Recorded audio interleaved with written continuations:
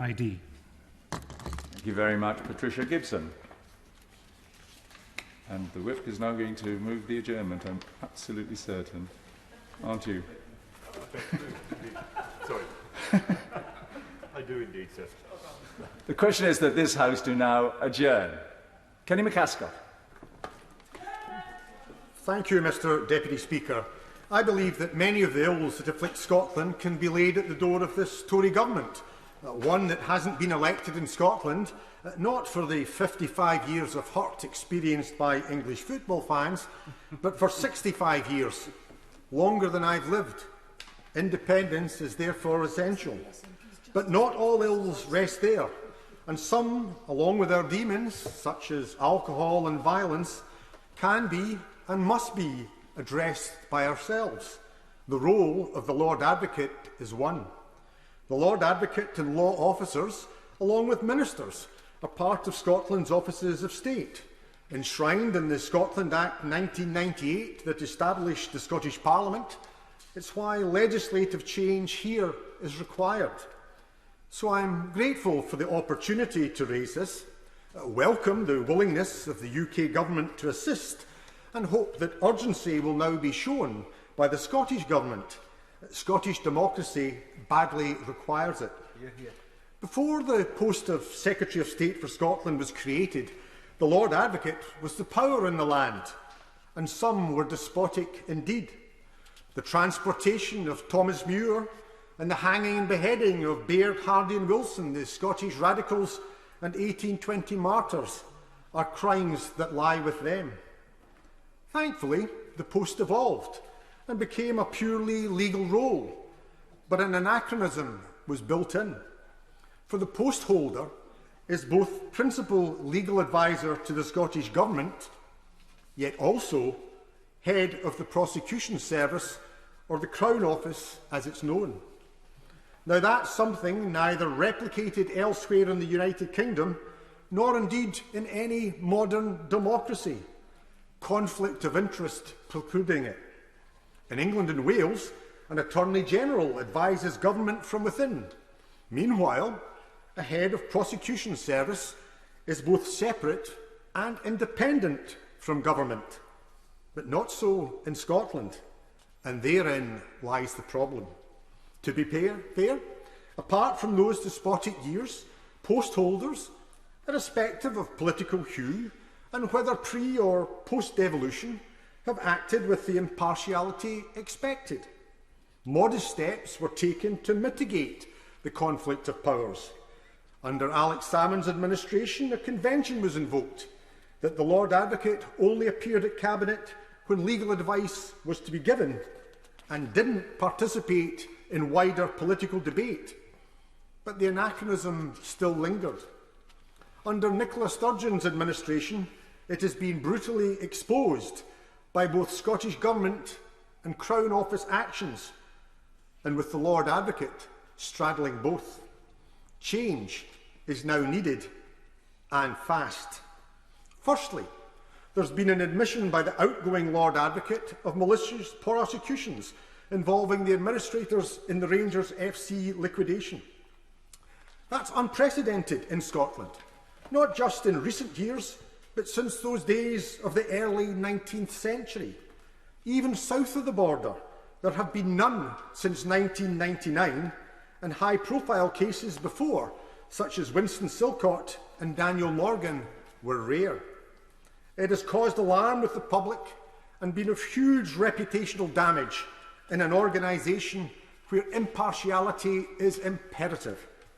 It has also caused consternation and anger within police and prosecution services, where the overwhelming majority of staff act without bias and free of any favour or prejudice. The reputation of the many has been traduced by a few. It was the former Lord Advocate's decision, and seeking to cast blame on his predecessor was shameful and inadequate. An inquiry, perhaps even by a non-Scottish judicial figure, has been promised. Additionally, there's the financial cost. Quantum of damages is for the court, but suggestions are the final bill could reach 60 or 80 million pounds.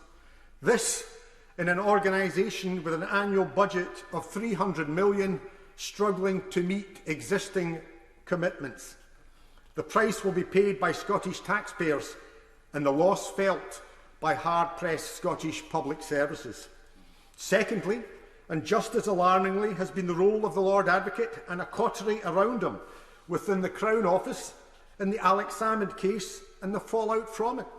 Another instance of the public having to pay the price of government incompetence, with the legal expenses bill in the civil case amounting to £500,000.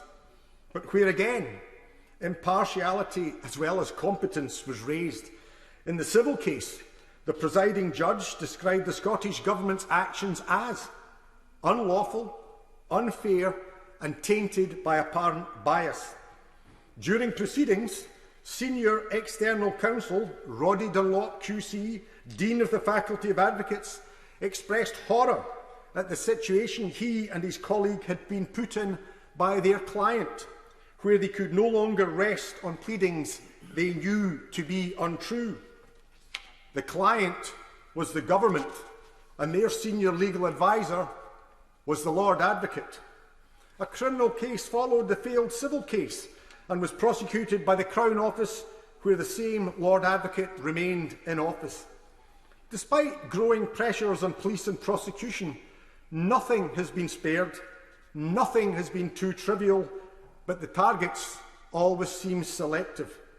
The Alex Salmond case saw resources deployed normally reserved for a serious organised crime figure or a serial killer, yet for charges that, other than for who was being prosecuted, would either never have seen the light of day or only appeared in the lowest courts, not the High Court. I say that as someone who was Justice Secretary for 7.5 years, but was also a defence agent for 20. As it was, Mr Salmond was acquitted on all charges and by a majority female jury.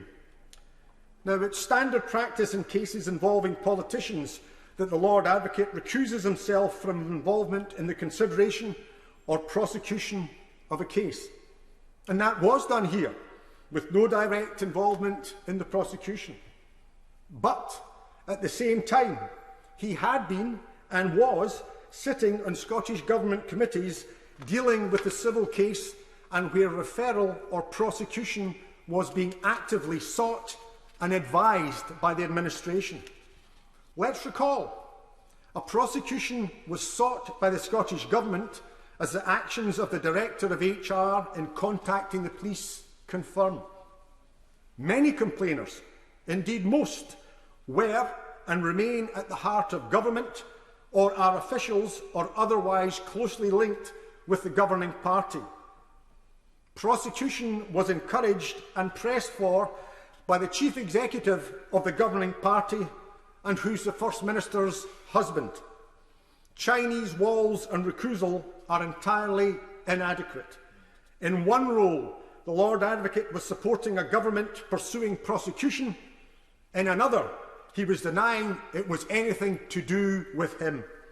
A separation of powers this certainly wasn't.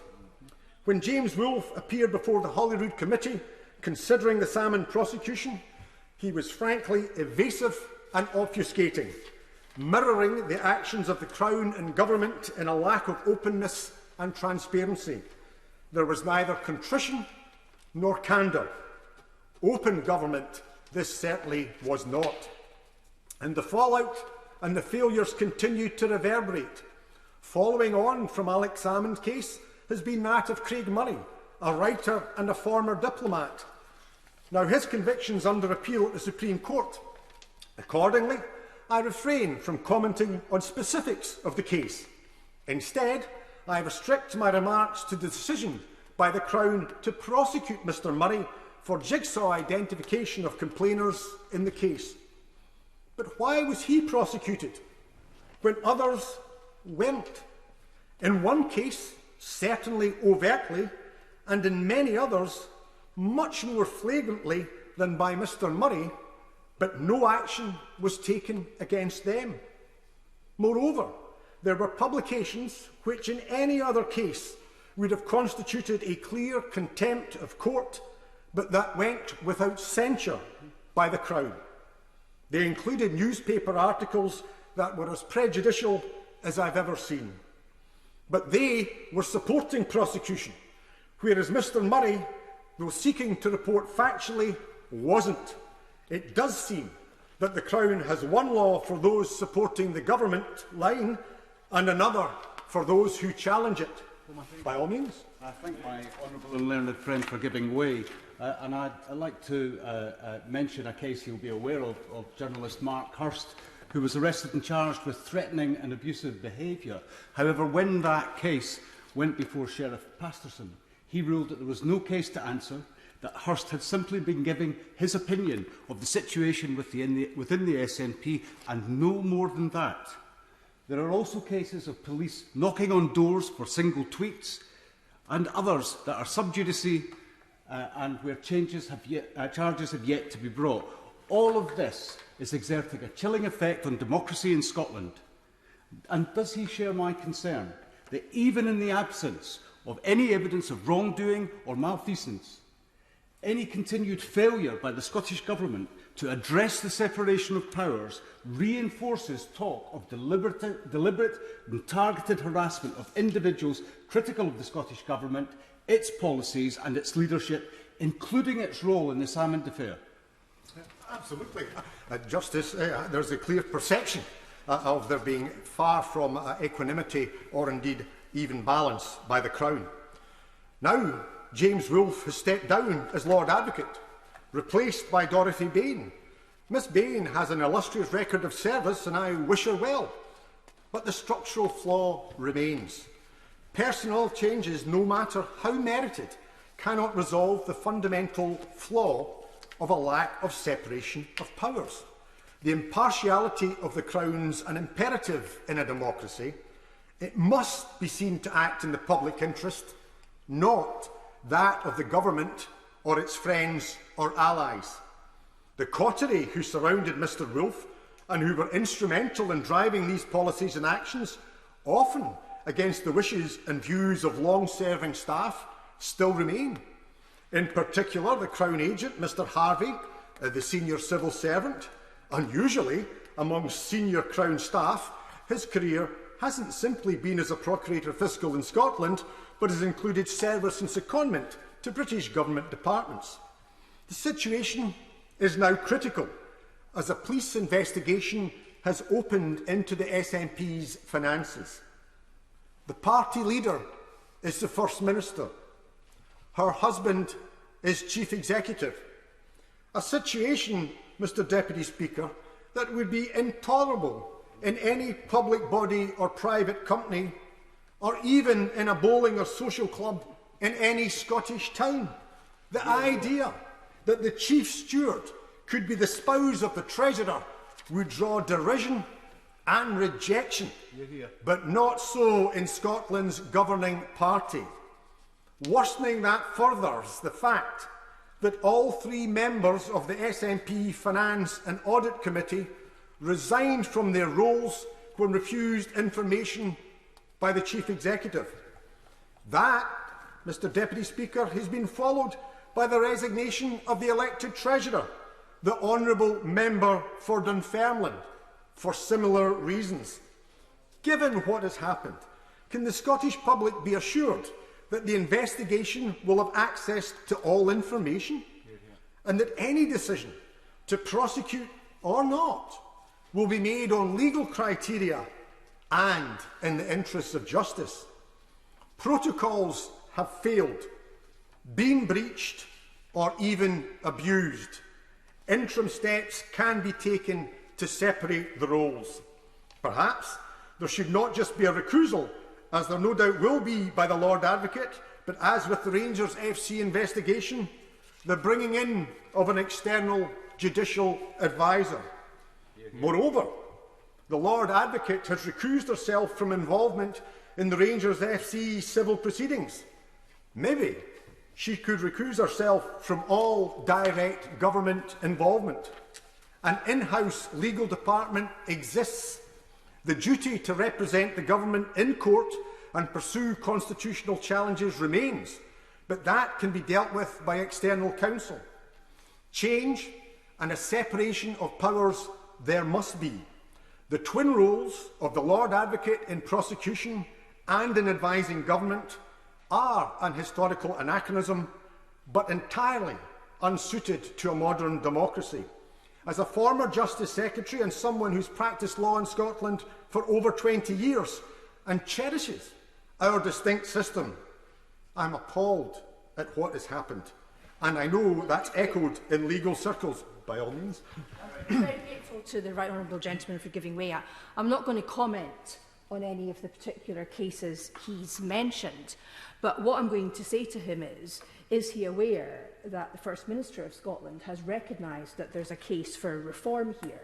And does he agree with me that all that's really needed is for this House to pass a bill to amend the Scotland Act to give the Scottish Parliament the power to make alterations to the role of Lord Advocate, and then the Scottish Parliament could properly consider what I think he's suggesting, separating it into roles akin to the Attorney General and the Director of Public Prosecutions in England. But I stress I'm not making any comment on the cases he's mentioned. I'm simply drawing to his attention the fact that the First Minister has recognised the case for reform and that this might be the best way to do it. Well, I think recognition is one thing. Progress is quite another. We are now in July. Holyrood is in recess. We have had an election and we are still to see any action other than rhetoric from the Scottish Government. It's entirely inadequate. But I do accept what the member says, that it should be for the Scottish Parliament to decide what the structure should be. It has to be a structure, I think, that will mirror most democracies south of the border or indeed elsewhere, but it should be for the Scottish Parliament, but they have to show greater willingness. So I call upon the Minister to engage with the Scottish Government as a matter of urgency so that changes can be made to the 1998 Act. Changes providing for a complete separation of powers between the head of the prosecution service and the senior government legal adviser. Every modern democracy does so, and so must Scotland. The failures have been too many and the risks are too great. For justice, Mr Deputy Speaker, has not only to be done, but must be seen to be done. Thank you. Hear, hear. Minister. Thank you very much, Mr Deputy Speaker, and I thank the Honourable Member for East Lothian and congratulate him for calling this adjournment debate. I know that he and others, and he in particular, have taken a keen interest in this subject, and I'm grateful for this opportunity to hear his views and those of others on this important constitutional issue, particularly in light of his former role as Cabinet Secretary for Justice in the Scottish Government. I recognise the concerns that the Honourable Member has made during his speech, namely that of the dual role of the Lord Advocate, both current and historical. We always enjoy a bit of Scottish history when we hear the Honourable Member speak in this place. And that being a dual role of being a legal advisor, senior legal advisor, and the most senior law officer.